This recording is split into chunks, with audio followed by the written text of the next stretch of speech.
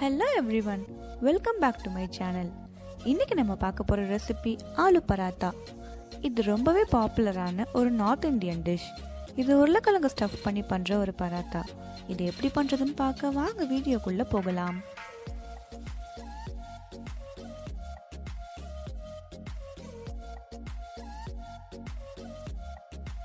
என்னோட சேனல்ல நிறைய வீடியோஸ் போட்டிருக்கேன். எல்லா வீடியோஸும் பாருங்க.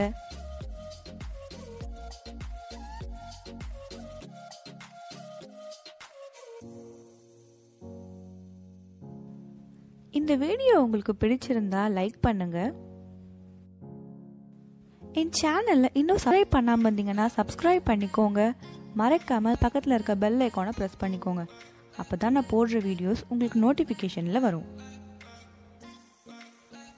வீடியோஸை மறக்காம உங்க ஃப்ரெண்ட்ஸ் அண்ட் ஃபேமிலிஸ்க்கும் ஷேர் பண்ணிடுங்க.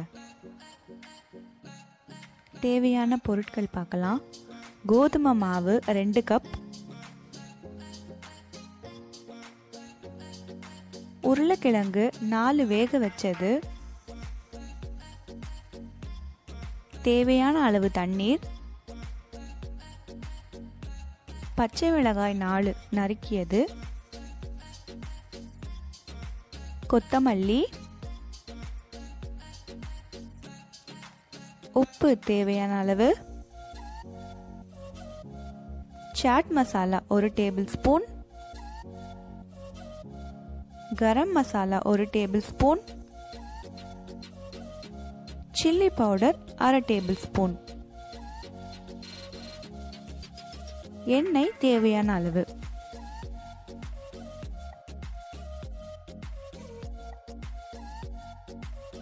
இப்போ முதல்ல நம்ம சப்பாத்தி மாவு பிசைஞ்சு வச்சிடலாம். அதுக்கு 2 கப் சப்பாத்தி மாவை ஒரு பவுல்ல ஆட் பண்ணிக்கோங்க. அது கூட தேவையான அளவு உப்பு சேர்த்துக்கோங்க.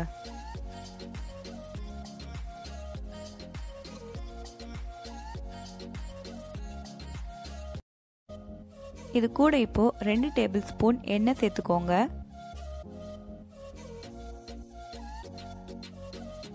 எண்ணெய் சேர்த்ததும் இப்போ இதை நல்லா மிக்ஸ் பண்ணி விட்டுருங்க.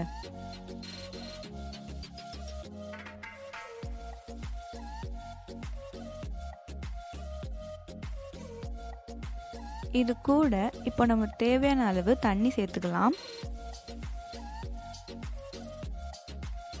தண்ணி எடுத்ததுமே நிறைய ஊற்றிடாதீங்க. கொஞ்சம் கொஞ்சமா சேர்த்து மிக்ஸ் பண்ணிட்டு அப்புறமா தேவைன்னா ஊற்றிக்கோங்க. இந்த 2 கப் கோதுமை மாவில் 8 பராத்தா வரும்.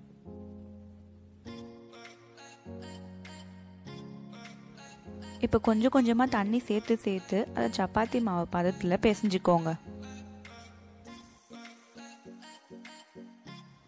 நீங்கள் எவ்வளோ பிசைறீங்களோ அந்த அளவுக்கு அந்த சப்பாத்தி சாஃப்டாக இருக்கும்.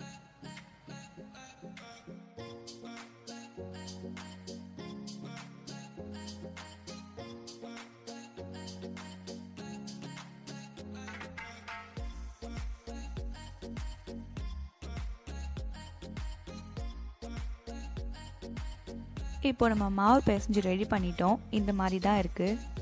இதை ஒரு 10 நிமிஷம் அப்படியே விட்டுருங்க.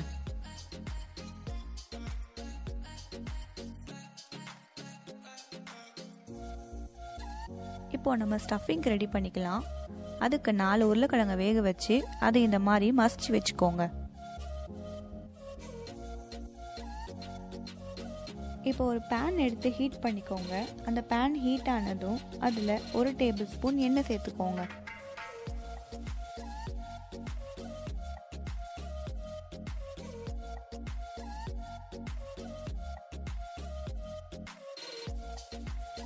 எண்ணெய் கொஞ்சம் சூடானதும் அதில் நம்ம மசிச்சு வச்சிருக்க உருளைக்கிழங்கு சேர்த்துக்கோங்க.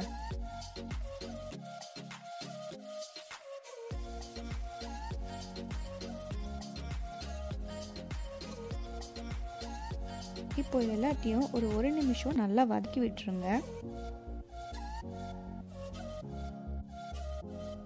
1 நிமிஷத்துக்கு அப்புறம் நம்ம மற்ற பொருட்கள் எல்லாத்தையும் இதில் ஆட் பண்ணிடலாம். தேவையான பொருட்கள்லாம் டிஸ்கிரிப்ஷனில் கொடுத்துருக்கேன், நீங்கள் செக் பண்ணிக்கோங்க.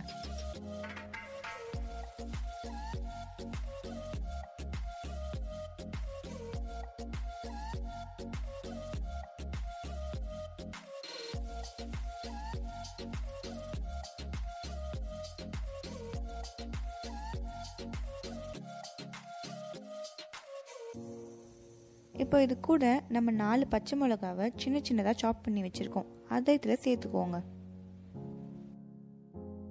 உங்களுக்கு காரம் ரொம்ப வேண்டான்னா நீங்கள் இந்த பச்சை மிளகாவோட அளவை கம்மி பண்ணிக்கலாம். இப்போ இந்த உருளைக்கிழங்கையும் பச்சை மிளகாவையும் சேர்த்து கொஞ்ச நேரம் வதக்கி விட்டுருங்க.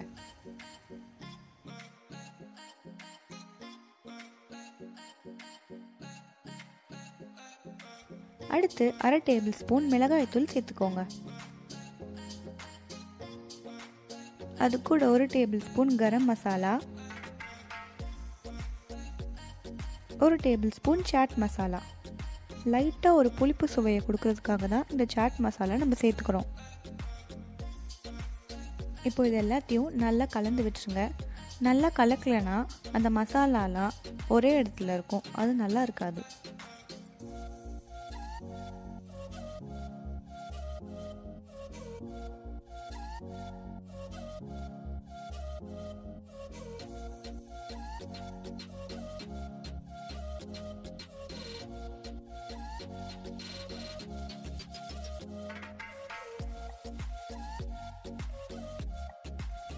இப்போ இது கூட தேவையான அளவு உப்பு சேர்த்துக்கோங்க.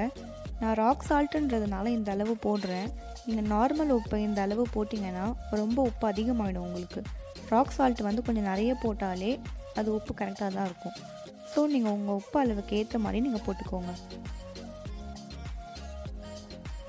உப்பை நல்லா கலந்து விட்டுருங்க.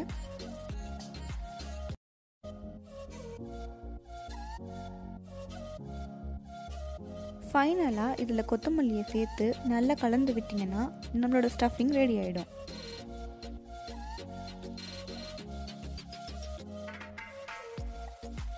இப்போ நம்ம ஸ்டஃபிங் ரெடி ஆகிடுச்சு. இதை கொஞ்சம் நேரம் ஆற வச்சிடுங்க. ஆறுனதுக்கப்புறம் நம்ம ஸ்டஃபிங் இப்படி தான் இருக்குது. இப்போது நம்மளோட சப்பாத்தி மாவு ரெடி ஆகிடுச்சு.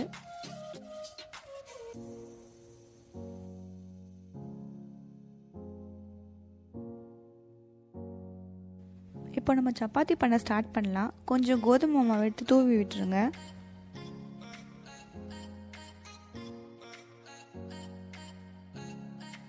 இப்போ மீடியம் சைஸில் இதை லைட்டாக ஸ்ப்ரெட் பண்ணி விட்டுருங்க. ரொம்ப பெருசாக இதை திரட்டணும்னு அவசியம் இல்லை, ஏன்னா இது நம்ம உள்ளே அந்த ஸ்டஃபிங்கை வச்சு நம்ம திருப்பி இதை க்ளோஸ் தான் பண்ண போகிறோம். இப்போ சின்ன பால் மாதிரி அந்த ஸ்டஃபிங்கை பண்ணி அது உள்ளே வச்சுக்கோங்க. அந்த சைட்ஸ் எல்லாத்தையும் இந்த மாதிரி ஒன்று சேர்த்து நல்லா சுருட்டி அதை பிச்சு எடுத்துடுங்க.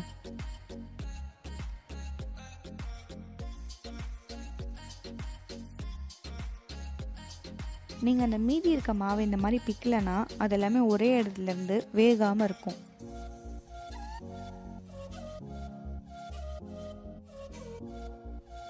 இப்போ இதில் கொஞ்சம் மாவு தூவிட்டு இதை ரவுண்ட் ஷேப்பில் திரட்டிக்கோங்க.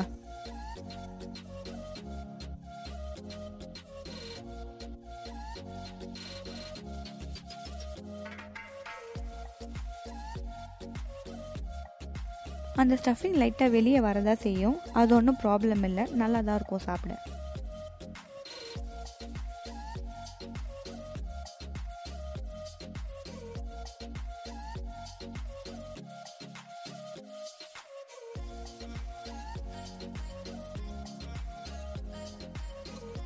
இப்போ ஒரு தவா எடுத்துக்கோங்க.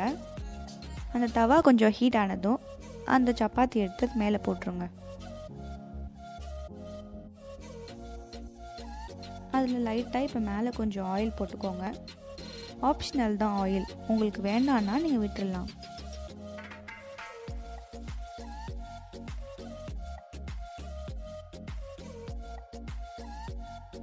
இது நீங்கள் 2 பக்கமும் மாற்றி மாற்றி ஃப்ளிப் பண்ணிகிட்டே இருக்கணும், இல்லைனா ஒரு பக்கம் அது ரொம்ப வெந்திருக்கும், இன்னொரு பக்கம் வேகாமல் இருக்கும். அதனால 2 பக்கமும் மாற்றி மாற்றி போட்டுகிட்டே இருங்க.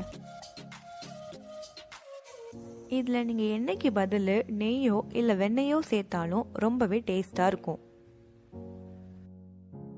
இப்போ பராத்தா கொஞ்சம் கொஞ்சமாக வெந்துட்டே இருக்குது. 2 பக்கமும் நல்லா கோல்டன் ப்ரௌன் வந்ததும் நம்ம இதை எடுத்துடலாம். இந்த ரெசிபியை நம்ம ரொம்ப சீக்கிரமாகவே செஞ்சு முடிச்சிடலாம். இதை லஞ்சுக்கு, பிரேக்ஃபாஸ்ட்டுக்கு, டின்னருக்கும் இதை சாப்பிடலாம்.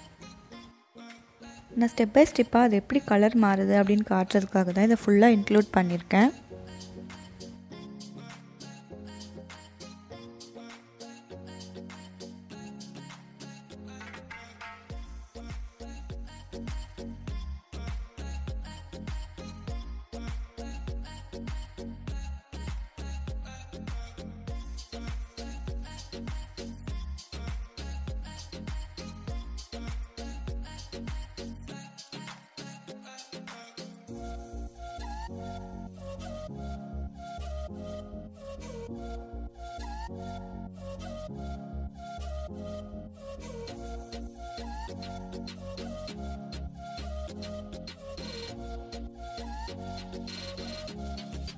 இப்போ நம்மளோட ஆலு பராத்தா ரெடி ஆயிடுச்சு.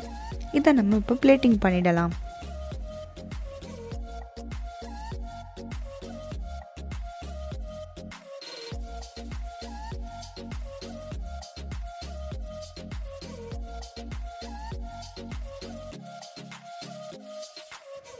பார்க்கவே ரொம்ப சூப்பராக இருக்குது.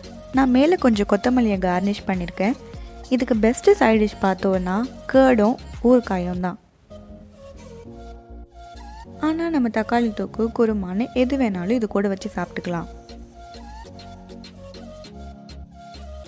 இதை உங்கள் வீட்டில் நீங்களும் ட்ரை பண்ணி பாருங்கள். கண்டிப்பாக எல்லாருக்கும் ரொம்ப பிடிக்கும். எப்படி இருந்துச்சுன்னு கமெண்ட் செக்ஷனில் சொல்லுங்கள்.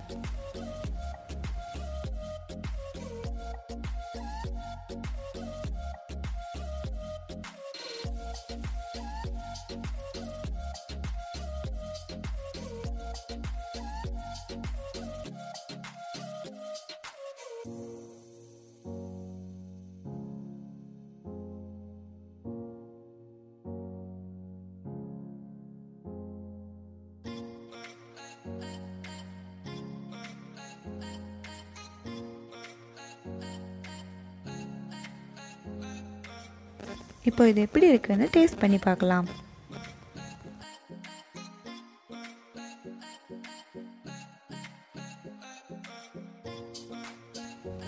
ரொம்பவே டேஸ்ட்டாக இருக்குது. காரம், உப்பு எல்லாமே கரெக்டாக இருக்குது. மறக்காமல் வீடியோவை உங்கள் ஃப்ரெண்ட்ஸ் அண்ட் ஃபேமிலிஸ்க்கு ஷேர் பண்ணிவிடுங்க.